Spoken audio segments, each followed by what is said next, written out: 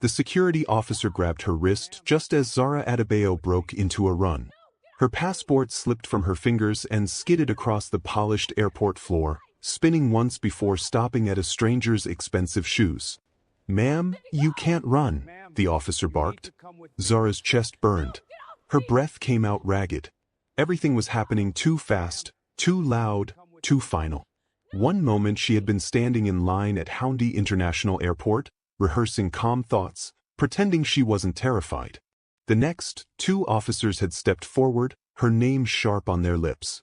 "Zara Adebayo, your visa has been revoked." Now her future was collapsing in public. "Please," she gasped, twisting her wrist. "Please, I just need 1 minute." The officer tightened his grip. Behind them, passengers stared. Phones lifted. Whispers spread. Shame crawled up her spine. 48 hours ago, she had still believed everything would be okay. 48 hours ago, Daniel Seo had kissed her forehead and promised, "I'll handle it. Trust me." She had trusted him. That trust had destroyed her. "Escort her to secondary processing," another officer said. Zara's vision blurred. Deportation meant everything she built in Korea, gone. Her channel, her apartment, her life. The country she loved would spit her out like a mistake. As they pulled her forward, she heard it. A passing officer muttered to another, low but clear enough. If she were married to a citizen, removal would be suspended. Zara's heart slammed so hard it hurt. Married. The word echoed, absurd and impossible. She twisted again, desperate, eyes darting wildly through the crowd. Families. Businessmen. Couples holding hands. Then she saw him. Still, watching everything like none of it surprised him. His suit was dark, perfectly tailored. His expression unreadable. He wasn't filming. He wasn't whispering. He wasn't staring at her like entertainment. He was just there. Something in his calm snapped something in her. Before fear could stop her, Zara yanked free, lunged toward him, grabbed his lapels, and kissed him. Gasps exploded around them. Her lips pressed against his, warm and shaking. She tasted shock, then stillness. His body didn't recoil, didn't stiffen. She pulled back just enough to whisper, her voice breaking, "Please. Pretend you're my husband." For half a second, the world froze. The stranger looked down at her, eyes dark, calculating, terrifyingly calm. Then his arm slid around her waist. "She's my wife," he said smoothly, turning to the officers. "Is there a problem? If you're already hooked and you want to know how this turns into the most dangerous marriage of her life, pause right now and hit subscribe, because this story only gets darker from here. Don't forget to like the video. It helps more people find stories like this. And tell me in the comments, what would you have done in her place? The officers hesitated. "I wasn't aware I needed to announce my marriage to the airport," the man continued, voice cool. "But if there's been a misunderstanding, I suggest we clear it privately." Zara's knees nearly gave out. The senior officer frowned. "Sir, do you have documentation?"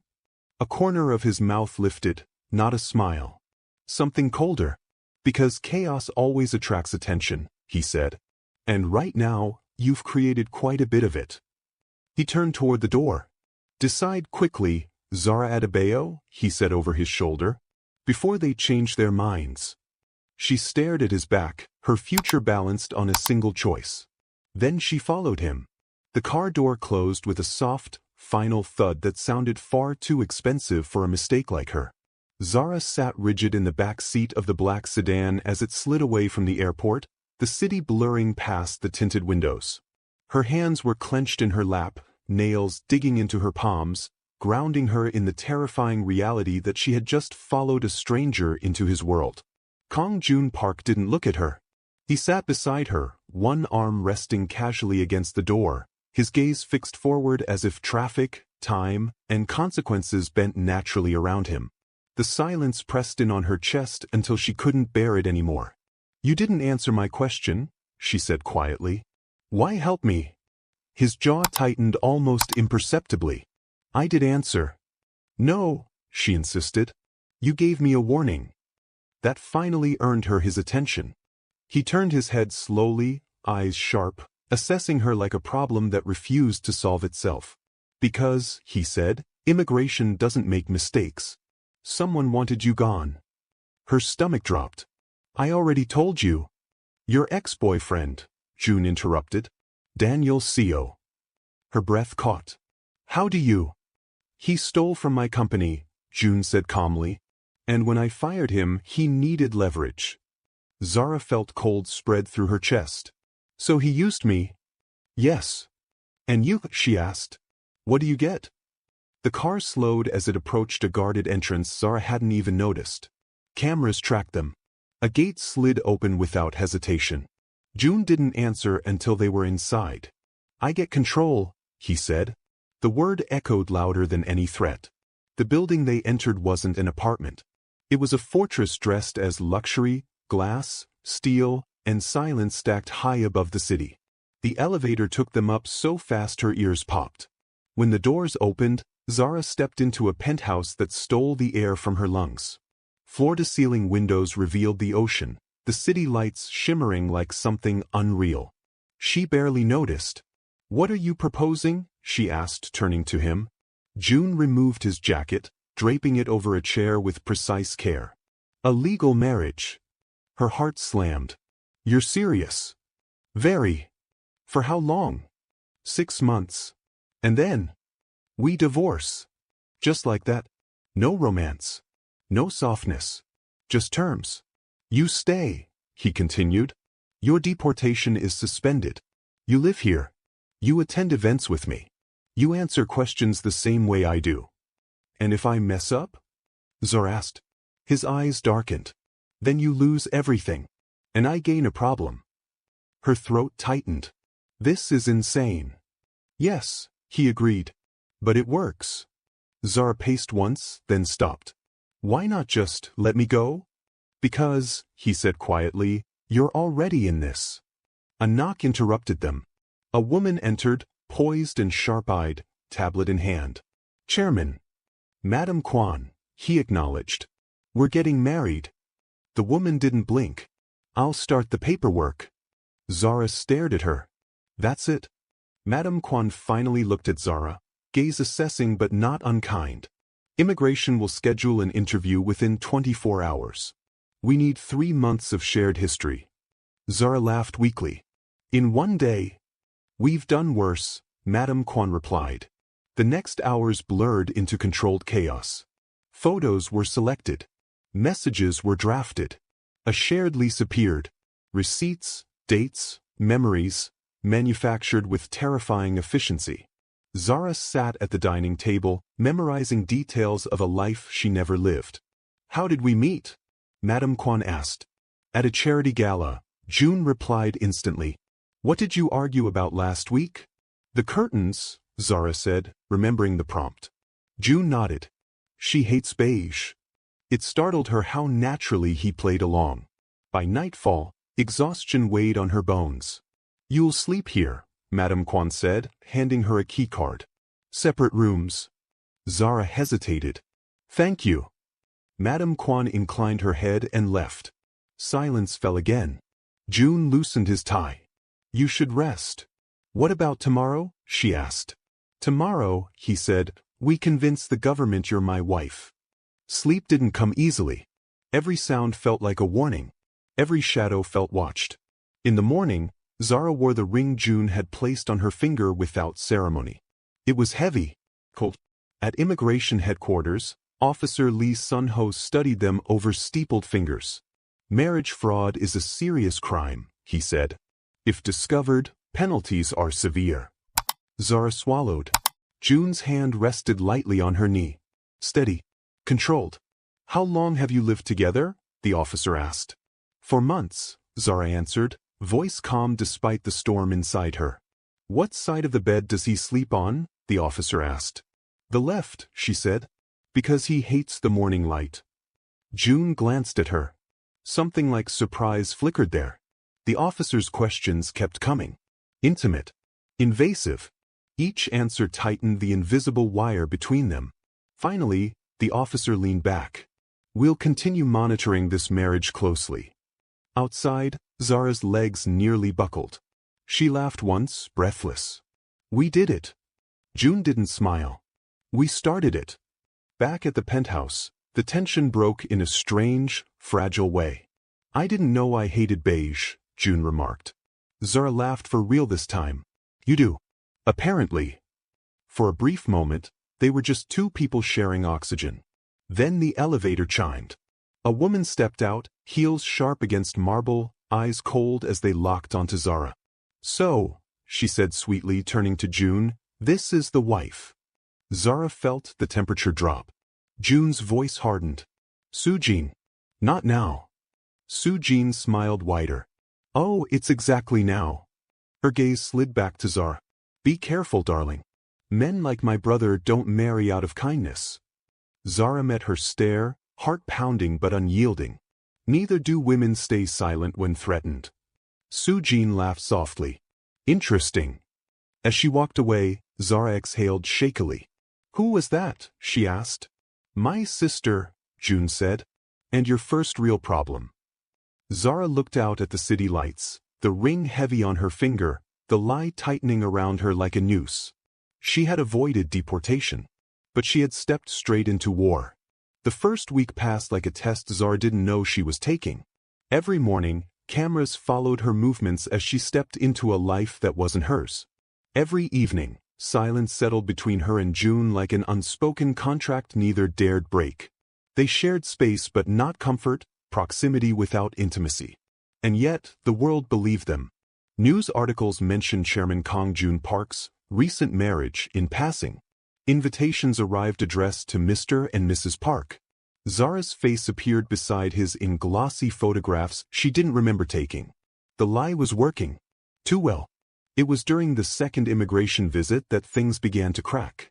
Officer Lee arrived unannounced, his polite smile sharp with suspicion. He walked through the penthouse slowly, eyes cataloging everything. Do you cook together? He asked casually. Yes, Zara replied. What's his favorite meal? She didn't hesitate. Anything spicy. He pretends not to care, but he does. June's eyebrow lifted slightly. Officer Lee watched them closely. Arguments? Zara inhaled. We don't argue loudly. He shuts down. I talk too much. Something shifted in June's gaze. Not irritation. Recognition. After the officer left, the silence stretched longer than usual. You didn't have to answer that honestly, June said. Zara shrugged. It was easier than lying. He studied her. Honesty is rarely easier. That night, a storm rolled in from the sea, thunder rattling the glass walls of the penthouse. Zara sat on the floor of her bedroom, laptop open, scrolling through comments on her old travel blog. She shouldn't have been there. Her posts from years ago, raw, unfiltered, angry, criticizing corruption, exploitation, corporate greed. She had written them when she was young, furious, fearless.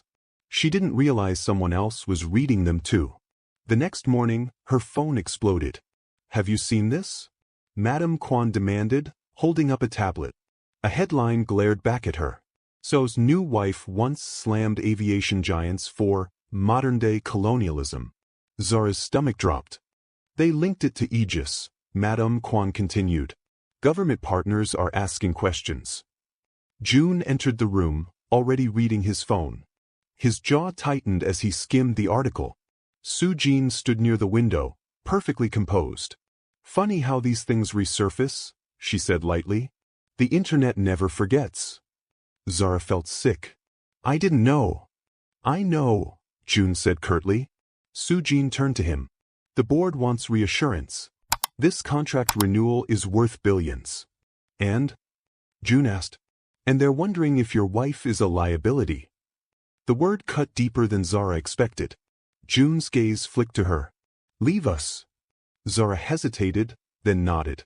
As the door closed behind her, voices rose, sharp, controlled, dangerous. She sat on the bed, heart pounding, replaying Soo-jin's smile in her mind. This wasn't just sabotage. It was strategy. Later that night, June knocked on her door. Walk with me, he said. They stood on the balcony, the city glittering below, rain misting the air. For the first time, June looked tired. She wants my position, he said quietly. And she's willing to burn anything to get it. Zara hugged her arms around herself. Including me. Yes. She swallowed. I can disappear. End this before. No, he said sharply. That would prove her right. Silence settled again, heavier than before. I didn't plan to feel responsible for you, June added, voice lower. But here we are. Zara turned to him. I never asked to be protected. He met her gaze. And yet you are. Something warm and terrifying stirred in her chest.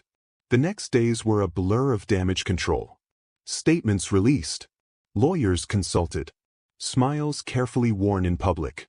At a charity gala, Zara stood beside June, hand tucked into the crook of his arm as cameras flashed. You're doing well, he murmured. Breathe. I am breathing. Then stop gripping me like you're about to fall. She loosened her hold, laughing softly. You're not very comforting. I'm effective. Later, as they danced, slow, controlled, eyes locked, Zara felt something dangerous shift. This isn't supposed to feel real, she whispered. June's hand tightened slightly at her waist. Then don't let it. But she couldn't ignore the way his gaze softened when he thought no one was watching. Or the way he stood closer when crowds pressed in. Or the way her heart jumped when he said her name. The night ended with another interrogation, this time from Soo-jin, who cornered Zara near the restrooms. You don't belong here, Soo-jin said sweetly. And eventually my brother will remember that. Zara straightened. Eventually, he'll see who you really are. Soo-jin laughed softly. Careful. Confidence gets women like you buried. That was the night Zara stopped sleeping soundly. The message arrived 3 days later. An unmarked envelope. No return address. Inside, printed neatly, were screenshots of Zara's private emails. Messages to her mother. Drafts she never posted. Thoughts she never shared. At the bottom, a single line. You're not as invisible as you think. Her hands shook as she showed June. His expression darkened instantly. This wasn't Soo-jin, he said. Then who? Zara whispered. He didn't answer. That evening he doubled security. Cancelled public appearances. Ordered his network into quiet motion. You're safe here, he told her. For how long? She asked. He hesitated. That hesitation said everything. Late that night, Zara stood in the dark living room, city lights reflecting in the glass like fractured stars. I didn't plan this, she said softly, not sure if he could hear her. I didn't plan to care. June stood a few feet away, his back to her. Caring is a liability. Then why do you look like you're losing control? He turned slowly. Because, he said, voice low, control is an illusion. Their eyes held, something unspoken tightening between them, fragile, dangerous, real. And somewhere in the city, someone watched, waiting for the right moment to tear everything apart. The fear didn't announce itself loudly. It crept in through routine. Zara noticed it in the way the guards changed shifts more often. In the way June stopped letting her walk alone, even inside the building.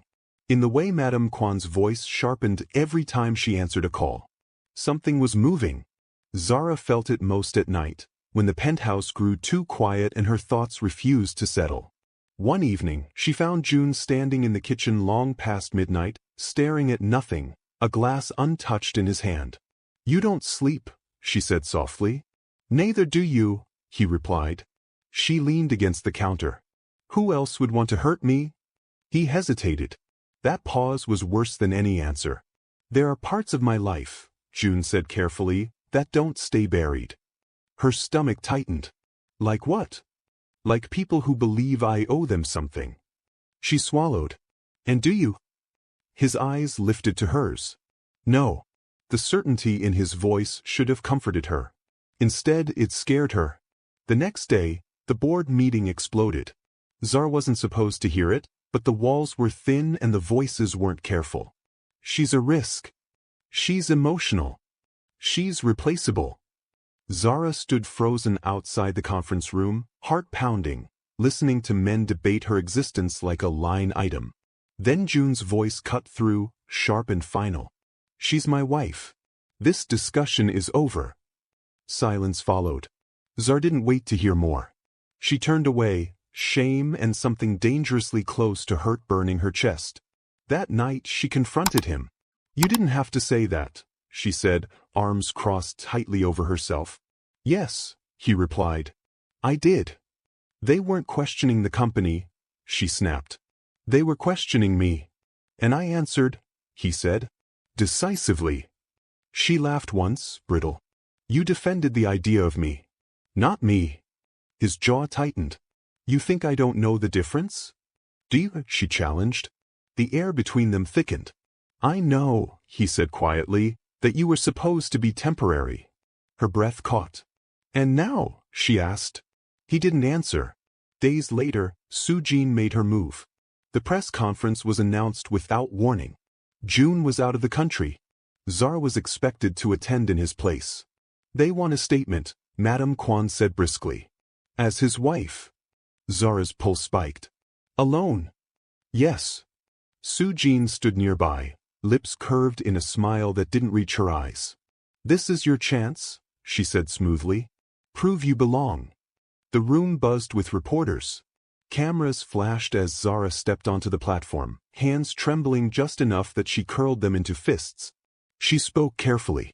About unity. About trust. About standing beside her husband. Halfway through, a reporter shouted, "Are the rumors about your visa fraud true?" The room erupted. Zara froze. Then she felt it, calm, settling over her like armor. "My marriage is legal," she said firmly. "And my presence here is proof of that." The conference ended in chaos. By the time Zara returned to the penthouse, her legs felt hollow. June was waiting. "You should have postponed," he said, anger barely contained. "You weren't here," she shot back. "Someone had to stand up. You're not trained for this." "I'm not weak," she snapped. Silence slammed down between them. Then June exhaled sharply. "I know." The admission softened something in her. "I'm tired of pretending I don't matter," Zara said quietly. "I'm tired of being a risk someone else has to manage." June stepped closer. "You matter." Her breath caught. "I didn't plan this," she said again, voice shaking. "But I'm already in too deep." "So am I," he replied. The words hovered, heavy with truth. Later that night, Zara found an envelope slipped under her door. Inside was a photo. June, younger. Blood on his knuckles. A woman beside him, smiling faintly, her face hauntingly familiar from the framed photograph she'd once noticed hidden in his study. On the back, written in elegant script, "Did you think I was gone forever?" Her heart slammed against her ribs. She didn't hesitate. She went straight to him. "Who is she?" Zara demanded, holding out the photo. June went still. Color drained from his face. "Where did you get this?" he asked. "Who is she?" Zara repeated. He took the photo with shaking fingers. "My wife," he said hoarsely. "Or she was." "Was." Zara whispered. "She died," he said. "Years ago." The lie in his voice was thin. "And you didn't think to tell me?" she asked. "I didn't think she was alive," he snapped, then stopped himself. The room seemed to tilt. "She's alive," Zara said softly. "And she knows about me." June closed his eyes briefly. "This changes everything." Fear clawed at Zara's chest. "Then tell me the truth. All of it." He looked at her like he was standing at the edge of something irreversible. "I married her for peace," he said. "And I lost control of everything." Zara stepped back. "Am I just another strategy?" "No," he said immediately. "You were never meant to be." Silence stretched, thick with things neither of them wanted to name. Finally, Zara spoke, her voice barely above a whisper. "I stopped pretending," she said. "Somewhere between survival and fear, I fell for you." The words hung in the air, fragile and terrifying. June stared at her like she had just handed him a weapon. "This is why I don't make promises," he said quietly. "Because the moment I do, everything I touch becomes a target." Tears burned her eyes, but she didn't look away. "I'm already a target." He stepped forward, stopping inches from her. "Then you should leave." Is that what you want? She asked. He didn't answer. The next morning, Zara left the penthouse alone for the first time in weeks. She didn't see the car waiting. She didn't feel the hand clamp over her mouth. The world went dark. Darkness came back in fragments. Sound first. A low hum. Then the smell of metal and oil. Zara's head throbbed as consciousness returned in slow, cruel waves. Her wrists were bound, not painfully, but firmly enough to make resistance useless. Her mouth was free. That alone terrified her. She forced herself to breathe evenly. Fear wanted her to panic. She refused to give it that victory. The door creaked open. Light spilled in, cutting across the concrete floor. A woman stepped into view, heels clicking softly, movements unhurried, deliberate.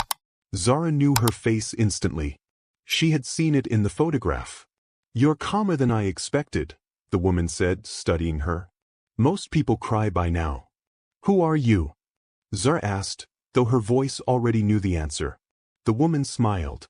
Not cruelly. Almost fondly. "My name is Eunha," she said. "I believe you've been living my life." The words sliced cleanly through Zara's chest. "You're Jun's wife," Zara said. Eunha tilted her head. "Still, technically. You're supposed to be dead."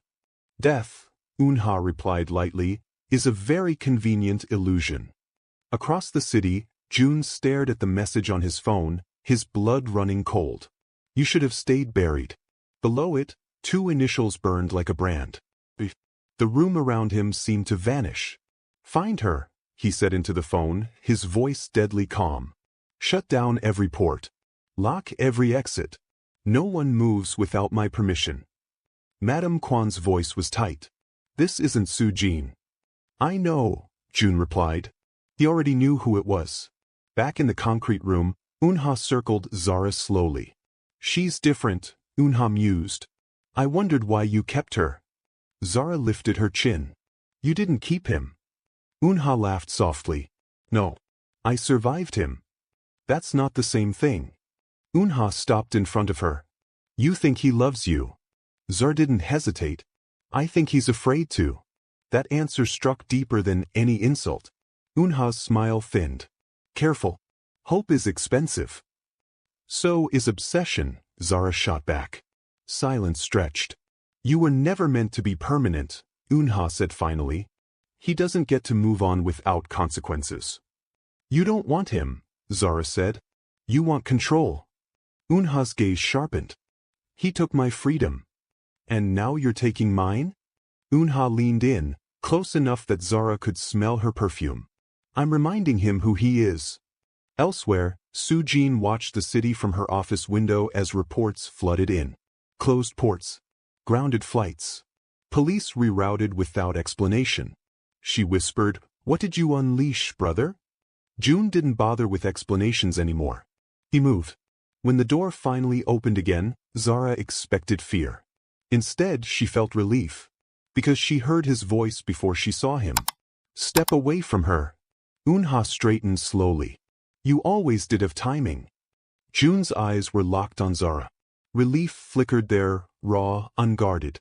"You okay?" he asked. She nodded, tears threatening but unfallen. "I am now." Eunha sighed. "You chose her." "Yes," Jun said without hesitation. The word echoed like a gunshot. Eunha studied him for a long moment, then smiled sadly. "Then don't pretend this ends cleanly." She stepped back, hands raised. "She was never my enemy." Zara's restraints were cut. When Jun pulled her into his arms, the world steadied. "I told you to leave," he murmured into her hair. "And miss this?" she whispered back, breath shaking. "Not a chance." Sirens wailed in the distance. Eunha was escorted out without resistance, her gaze never leaving Jun's. "This isn't over," she said softly. "It never is with you." When she was gone, silence settled. Jun cupped Zara's face, forcing her to meet his eyes. "I won't pretend anymore." Her heart raced. "Neither will I." "I can't promise safety," he said. "Or peace." She smiled through tears. "I didn't fall for you because you were safe." He pressed his forehead to hers. "Then stay." "I already have." Days later, the city buzzed with rumors. A scandal quietly erased. A marriage still under scrutiny, but stronger than before. Zara stood beside June on the balcony as dawn broke over the ocean. "You know," she said softly, "this started with a kiss that wasn't supposed to mean anything." "And ended with a war," he replied. She laughed quietly. "Worth it." He turned to her, eyes unguarded. "You're not temporary anymore." Neither was the love growing between them, dangerous, real, and unbreakable. If this story kept you hooked till the end, don't forget to like this video, subscribe for more intense romance stories, and drop a comment telling me what you think should happen next, because this story isn't done yet. And trust me, the next chapter is even darker.